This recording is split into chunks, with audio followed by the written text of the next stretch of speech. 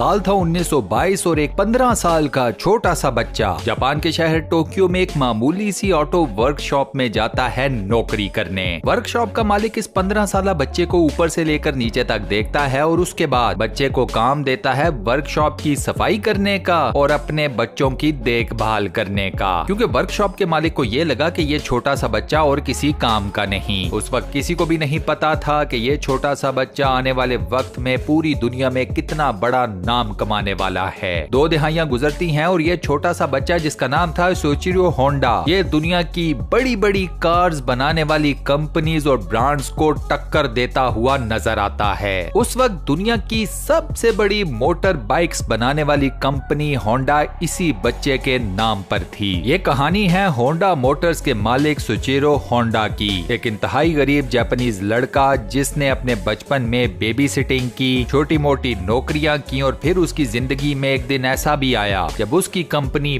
Multi billion dollars brand बन चुकी थी। ये कहानी है Honda the power of dreams की। दोस्तों, ये दिलचस्प कहानी शुरू होती है जापान के एक इंतहाई गरीब इलाके टेनरियो शिजुओका में। साल था 1906। माउंट फिजी के नीचे बसने वाले गेही होंडा और इसकी बीवी मिका होंडा के घर एक बच्चे की पैदाइश होती है। इस बच्चे का नाम रखा जाता है सोइचिरो होंडा। सोइचिरो अपने माँ बाप की सबसे पहली औलाद थी। सोइचिरो का बाप एक लोहार था और इसी के साथ साथ वो कस्बे के लोगों की साइकिल्स को भी मुरम्मत किया करता था। सोइचिरो की माँ ऊन धोना करती थी। सोइचिरो ने गुर्बत में आंख खोली और यही गुर्बत उसके 5 बहन भाइयों की जिंदगियां भी खा गई। 8 साल की उम्र में सोइचिरो ने पहली मर्तबा अपनी जिंदगी में गाड़ी देखी। ये गाड़ी थी फोर्ड मॉडल टी। इस 8 साल के बच्चे को इस एक गाड़ी ने इतना जहनी तौर पर मुतासिर किया कि सोइचिरो के बकौल जैसे ही उसने ये गाड़ी देखी तो वो इसके पीछे भागना शुरू हो गया। सोइचिरो के मुताबिक उस वक्त उस गाड़ी ने मेरे जहन को इतना कैप्टिवेट कर दिया कि मैं बगैर कुछ सोचे समझे उस गाड़ी के पीछे भागना शुरू हो गया। मुझे ये भी नहीं पता था कि मैं उस गाड़ी के पीछे क्यों भाग रहा हूँ, मगर मैं भाग रहा था। यह वो लम्हा था जब सोइचिरो की इंजन मोटर्स के साथ फैसिनेशन का आगाज हुआ। सोइचिरो को स्कूल और पढ़ाई में बिल्कुल कोई दिलचस्पी नहीं थी। फॉर्मल एजुकेशन के साथ उसकी बिल्कुल नहीं बनती थी, लिहाजा वो ज्यादातर वक्त अपने बाप के साथ लोगों की साइकिल्स को रिपेयर करने में गुजार देता था। साल 1922 में सोइचिरो ने अपना घर बार छोड़ा और नौकरी की तलाश में जापान के दारुल हुकूमत टोक्यो शिफ्ट हो गया। सोइचिरो को पहली नौकरी मिली आर्ट शोकाई नाम की एक वर्कशॉप में। इस वर्कशॉप में सोइचिरो को जो नौकरी मिली वो थी वर्कशॉप के मालिक का बच्चा संभालना, यानी कि बेबी सिटिंग। अब इस नौकरी से सोइचिरो के पास कुछ ज्यादा पैसे भी नहीं बन रहे थे और वो वापस अपने गांव भी नहीं जा सकता था। सोइचिरो के जहन में ये डर था कि मैं फेलियर लेकर अपने माँ बाप को और अपने गांव वालों को कैसे फेस करूंगा। फिर यूं हुआ कि वर्कशॉप में गाड़ियों के काम की डिमांड काफी ज्यादा बढ़ गई। वर्कशॉप के मालिक योजो साकिकाबारा को अब मैन पावर चाहिए थी। योजो ने सोइचिरो को बेबी सिटिंग से उठाया और उसे गाड़ियों के मैकेनिक्स के हवाले कर दिया। यहाँ से सोइचिरो ने गाड़ियों की रिपेयरिंग का काम सीखना शुरू कर दिया। मेहनत और लगन ऑलरेडी सोइचिरो के अंदर थी, लिहाजा कुछ ही अरसे बाद उसका शुमार वर्कशॉप के सबसे बेहतरीन किस्म के मैकेनिक्स में होना शुरू हो गया। सोइचिरो कंपनी का सबसे ट्रस्टेड एम्प्लॉय क्या बना, योजो की भी नजरें उसके ऊपर आ गईं। योजो ने बिना कोई देर किए सोइचिरो को अपनी छत्र छाया में ले लिया। अब योजो ने ना सिर्फ सोइचिरो को गाड़ियों की तमाम तर मैकेनिकल एक्सपर्टीज सिखाई, बल्कि उसे कारोबार चलाने के भी तमाम तर हुनर सिखा दिए। अब सोइचिरो के पास गाड़ियों से रिलेटेड टेक्निकल एक्सपर्टीज तो थी ही, साथ में उसके हाथ लग गए बिजनेस को चलाने के तमाम तर फॉर्मूले। उन जमानों में पूरी दुनिया में मोटर स्पोर्ट्स का रिवाज काफी ज्यादा आम होना शुरू हो गया। इसी वजह से साल 1923 में सोइचिरो की अपनी वर्कशॉप जहां पर वो काम करता था बतौर मैकेनिक, इस वर्कशॉप ने भी रेसिंग कार्स बनाना शुरू कर दी। सोइचिरो ने बाकी मैकेनिक्स के साथ मिलकर अपनी वर्कशॉप में एक स्पोर्ट्स कार तैयार की। इस रेसिंग कार का नाम था द कर्टिस। इस कार ने 1924 में जापानीज मोटर कार चैंपियनशिप में हिस्सा लिया। सबसे हैरत अंगेज बात यह है कि द कर्टिस ने ये चैंपियनशिप जीत ली। उस वक्त सोइचिरो की उम्र सिर्फ 17 साल थी।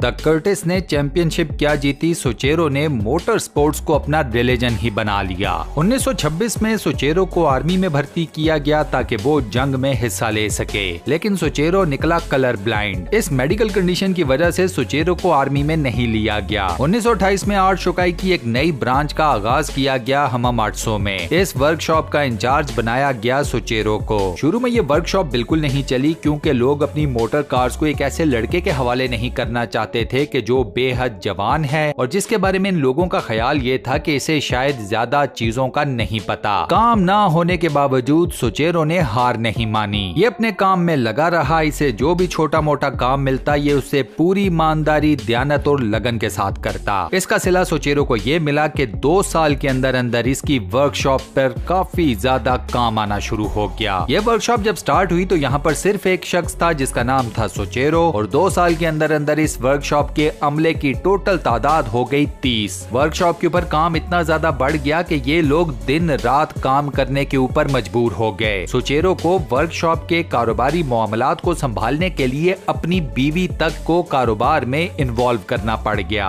रेसिंग कार्स बनाने का शौक सोचेरो के अंदर अभी भी जूं का तू मौजूद था। हमामात्सु में ही सोचेरो ने एक रेसिंग कार बनाई जिसने एक स्पीड रिकॉर्ड कायम किया जापान के अंदर कि ये कार 120 किलोमीटर फी घंटा की रफ्तार से भागी। इस कार को कोई और नहीं बल्कि सोचेरो ने खुद ड्राइव किया। क्योंकि सोचेरो एक ब्रिलियंट मैकेनिक तो था ही, साथ में अब वो एक प्रोफेशनल स्पोर्ट्स कार रेसर भी बन चुका था। इस स्पोर्ट्स कार का ये स्पीड रिकॉर्ड जापान में 20 साल तक कायम रहा। 1936 में हमामात्सु स्पोर्ट्स कार को ही चलाते हुए टोक्यो शहर के अंदर सोचेरो को एक इंतहाई खौफनाक ट्रैफिक के हादसे का सामना करना पड़ा। इस हादसे में सोचेरो शदीद जख्मी भी हुआ। इस हादसे की वजह से सोचेरो को 2 से 3 महीने हॉस्पिटल के बेड पर गुजारने पड़ गए। लेकिन कमाल बात यह है कि हॉस्पिटल से फारिग होने के बाद 4 महीने के अंदर अंदर सोचेरो दोबारा से स्पोर्ट्स ट्रैक पर गाड़ियां दौड़ाता हुआ नजर आया। दोबारा स्पोर्ट्स कार्स चलाने की वजह से सोचेरो की अपनी बीवी और अपने वालिद के साथ काफी शदीद किस्म की झड़प भी हुई। ये फैमिली क्लैश इतनी ज्यादा शिद्दत इख्तियार कर गया कि सोचेरो को स्पोर्ट्स कार चलाने से हमेशा हमेशा के लिए माजरत करनी पड़ गई। 1936 में सोचेरो होंडा गाड़ियों की रिपेयरिंग करके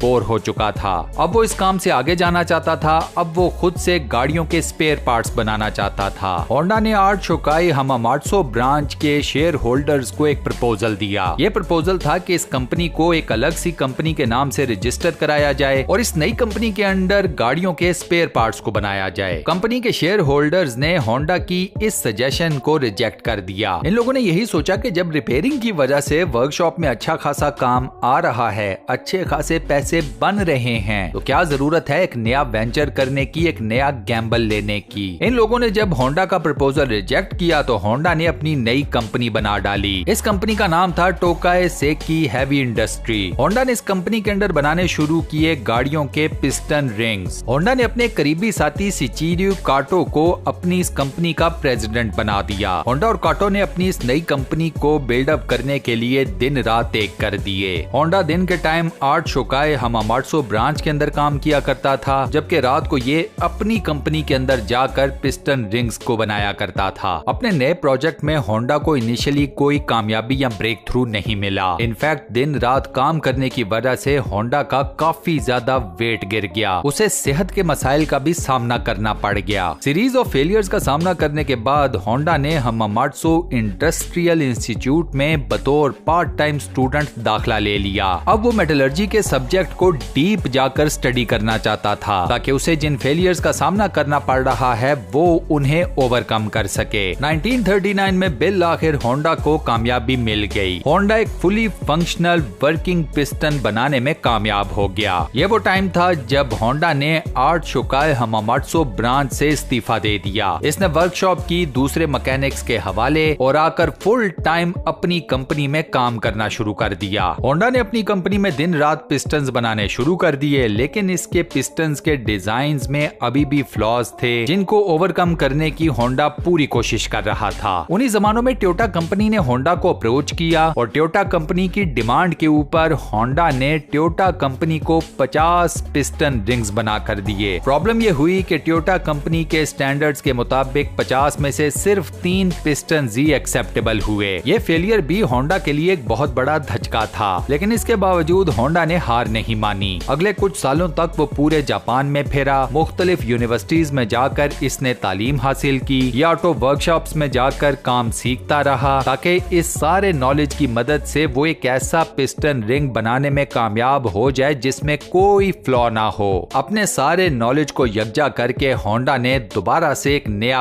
पिस्टन बनाया और इस मर्तबा होंडा को मिले इनक्रेडिबल रिजल्ट्स। इस पिस्टन का डिजाइन भी शानदार था और साथ में ये क्वालिटी और स्टैंडर्ड्स के तमाम टेस्ट भी पास कर गया। इस पिस्टन की डिमांड के ऑर्डर्स होंडा को पूरे जापान में से मौसूल होना शुरू हो गए। ये ऑर्डर्स इतने ज्यादा थे कि इनको पूरा करने के लिए होंडा को अपनी कंपनी में 2000 लोगों को भर्ती करना पड़ा। होंडा के लिए सब कुछ बिल्कुल बेहतरीन चल रहा था कि जापान 1941 में पैसिफिक वॉर में कूद पड़ा। इस जंग का होंडा को नुकसान ये हुआ कि उसकी कंपनी सीधा मिनिस्ट्री ऑफ म्यूनिशंस के अंडर चली गई। होंडा की कंपनी की 45% इक्विटी टोयोटा मोटर्स ने खरीद ली। साथ ही होंडा को अपनी ही कंपनी में प्रेसिडेंट के ओहदे से हटाकर सीनियर मैनेजिंग डायरेक्टर बना दिया गया। इसी के साथ साथ होंडा की कंपनी के कई मुलाजमीन ने अपनी नौकरियों से इस्तीफा दे दिया क्योंकि अब उन्हें कंपनी में नहीं जाकर जंग में हिस्सा लेना था। 1944 में जापान शिकस्त के बिल्कुल करीब था। जापानीज नेशन ये जंग हार चुकी थी और ये सबको मालूम था। हमामात्सु के ऊपर दुश्मनों की शदीद बमबारी जारी थी और इसी बमबारमेंट का निशाना होंडा की कंपनी भी बन गई। होंडा की कंपनी बमबारमेंट की वजह से राख का ढेर बन गई। इसके बाद आया जापान में नानकाई अर्थक्वेक। होंडा की कंपनी का जो कुछ बचा कुचा था वो इस जल्जले की नजर हो गया।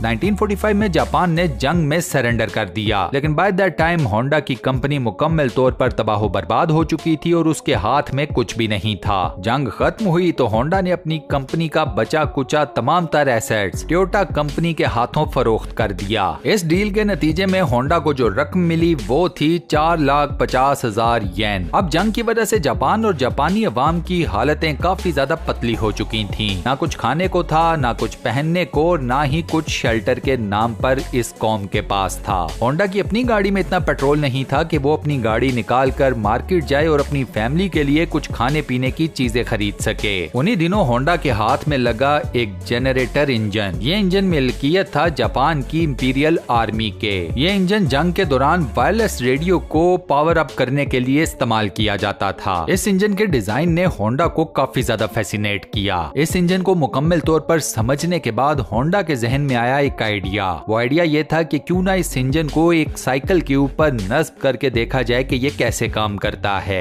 उन जमानों में साइकिल के ऊपर इंजन लगाकर उसे दौड़ाना यूरोप में काफी ज्यादा आम हो रहा था, लेकिन जापान में ये टेक्निक बिल्कुल नई थी। 1946 में होंडा ने अपने इस आइडिया के ऊपर काम करना शुरू कर दिया। अपने कोल्ड वेयर हाउस में होंडा ने बुनियाद रखी होंडा टेक्निकल रिसर्च इंस्टीट्यूट की। इस जगह पर बैठकर होंडा सिर्फ मोटर बाइक्स का एक नया डिजाइन बनाने के बारे में सोचना शुरू हो गया। इस आइडिया में होंडा के साथ 12 और लोग शामिल हो गए। दिन रात एक करने के बाद बिल आखिर इन लोगों ने एक ऐसी साइकिल का डिजाइन इजाद कर लिया कि जिसके ऊपर एक छोटा सा इंजन भी नस्ब था और इस साइकिल के स्पेयर पार्ट्स होंडा ने खुद डिजाइन किए थे। ये साइकिल चूंकि कीमत में सस्ती थी लिहाजा ये धड़ाधड़ बिकनी शुरू हो गई। अब होंडा चूंकि इन साइकिल्स पर लगाता था सेकंड हैंड इंजन, तो ऑर्डर्स को पूरा करने के लिए होंडा के पास सेकंड हैंड इंजन्स की कमी हो गई। अब होंडा के पास ऑर्डर्स को पूरा करने का सिर्फ एक सोल्यूशन था कि उसे अपना एक अलग से नया इंजन इजाद करना था। 1947 में होंडा ने टाइप ए इंजन बना लिया। ये वो टाइम था जब किसी भी मशीन के ऊपर होंडा कंपनी का मोनोग्राम पहली मर्तबा छपा। 1948 में होंडा ने होंडा मोटर कंपनी की बुनियाद रखी। इनिशियली ये कंपनी सस्ते मोटर बाइक्स बनाया करती थी ताकि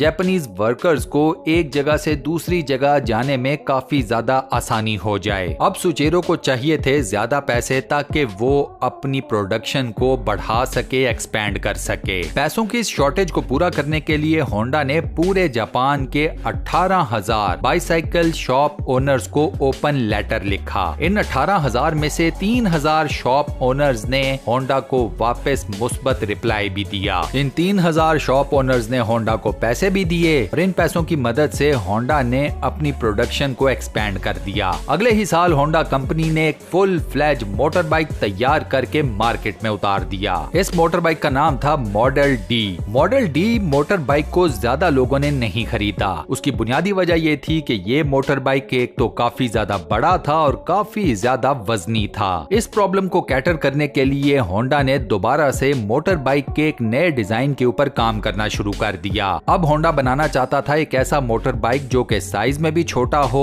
और वजन में भी लाइट हो। ये नया मोटर बाइक डिजाइन करने में होंडा को लगे 3 साल। इस नए मोटर बाइक वेरिएंट का नाम रखा गया द सुपर कब। ये मोटर बाइक पूरे जापान में एक इंस्टेंट हिट साबित हुआ। ये मोटर बाइक इतना ज्यादा फेमस हुआ कि इसकी शोहरत जापान के शाही खानदान तक जा पहुंची और उन्होंने भी इस मोटर बाइक को इस्तेमाल करना शुरू कर दिया। इस मौके पर होंडा को मिला एक बहुत बड़ा इन्वेस्टर जिसका नाम था टाकियो फुजिसावा। टाकियो ने ना सिर्फ होंडा को दिया कैपिटल बल्कि साथ में होंडा को दी बिजनेस स्ट्रेटेजीज। इस बिजनेस स्ट्रेटेजी की वजह से होंडा कंपनी का द सुपर कब जापान से निकलकर सीधा यूएस में एक्सपोर्ट किया जाने लगा। 1958 में द सुपर कब अमेरिका के अंदर लैंड होता है। इस मोटर बाइक की अमेरिका में स्टार्टिंग प्राइस थी सिर्फ $295। अमेरिका के अंदर भी इस मोटरसाइकिल की फरोख्त एक इंस्टेंट हिट साबित हुई क्योंकि ये मोटर बाइक बाकी तमाम मोटर बाइक्स बनाने वाली कंपनीज के प्रोडक्ट्स के नतीजे में काफी ज्यादा सस्ता था।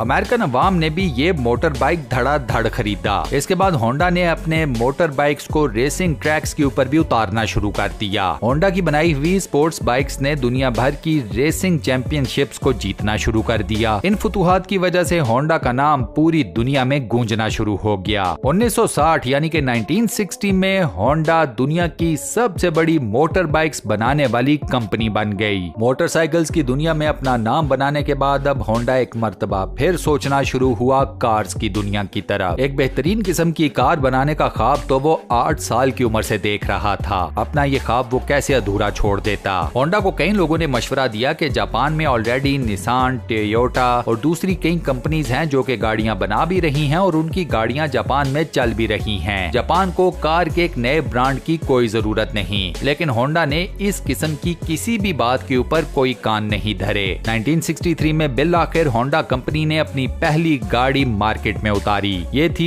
T360 mini truck. ये ट्रक जापान के अंदर कुछ ज्यादा हिट साबित नहीं हुआ। इसके बाद होंडा कंपनी ने अपनी एक 2 डोर स्पेशल किस्म की स्पोर्ट्स कार बनाई लेकिन वो भी कुछ ज्यादा हिट साबित नहीं हुई। इस स्पोर्ट्स कार के तो सिर्फ 1300 ही वेरिएंट तैयार किए गए। इन गाड़ियों के नाकाम होने के बावजूद होंडा ने हार नहीं मानी। अब होंडा ने दोबारा से रुख किया रेसिंग ट्रैक्स की तरफ। होंडा कंपनी ने बनानी शुरू की स्पोर्ट्स कार्स। होंडा की स्पोर्ट्स कार्स इंस्टेंट हिट साबित तो हुई। इन गाड़ियों ने कई मेजर चैंपियनशिप्स भी जीती लेकिन ये गाड़ियां आम रोड पर दौड़ाने के काबिल नहीं थीं। एक आम आदमी को जिस किस्म की गाड़ी चाहिए थी अभी तक उस किस्म की गाड़ी होंडा कंपनी नहीं बना पाई थी। ये देखते हुए होंडा ने स्पोर्ट्स ट्रैक से ली लीव और अपनी सारी कंसंट्रेशन लगा दी एक ऐसी आम गाड़ी बनाने में जो कि जापान की आम मार्केट को कैप्चर कर सके। 1972 में होंडा कंपनी ने लॉन्च की होंडा सिविक। होंडा सिविक ने ऑटोमोबाइल्स की मार्केट में कोहराम बर्पा कर दिया।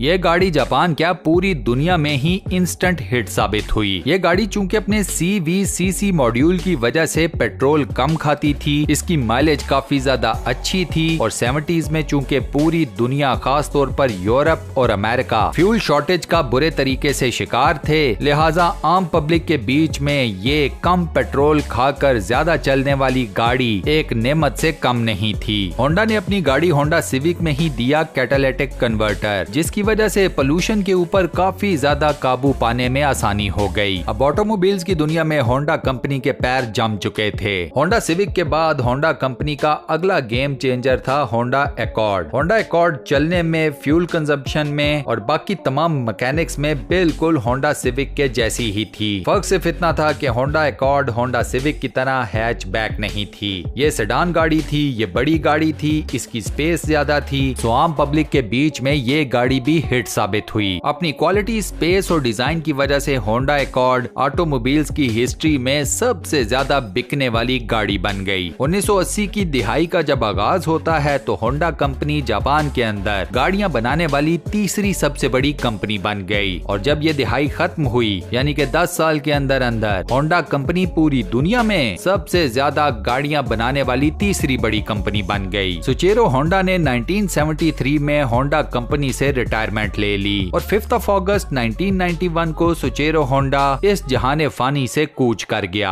आज सुचेरो होंडा की ये कंपनी जहाज भी बनाती है, मोटर बोट्स के इंजन भी बनाती है, हत्ता हत्ता के रोबोट्स तक बना रही है। अगर मेहनत और लगन हो तो क्या कुछ मुमकिन नहीं। और इसी के साथ दोस्तों हम अपनी आज की इस वीडियो को यहाँ पर करते हैं दी एंड। आज की ये वीडियो आपको कैसी लगी, वॉइस ओवर कैसा लगा, मुझे नीचे कमेंट सेक्शन में जरूर बताइएगा। वीडियो को बंद करने से पहले आपसे एक छोटी सी रिक्वेस्ट, और वो ये कि अगर आपने अभी तक हमारे इस चैनल को सब्सक्राइब नहीं किया हुआ तो बराए मेहरबानी चैनल को सब्सक्राइब जरूर कर लें और साथ बने हुए बेल के आइकन को लाजमन प्रेस कर दीजिएगा। बाकी अपना बहुत ख्याल रखिएगा। इंशाल्लाह मुलाकात होती है किसी नई बेहतरीन किस्म की वीडियो के साथ। शुक्रिया।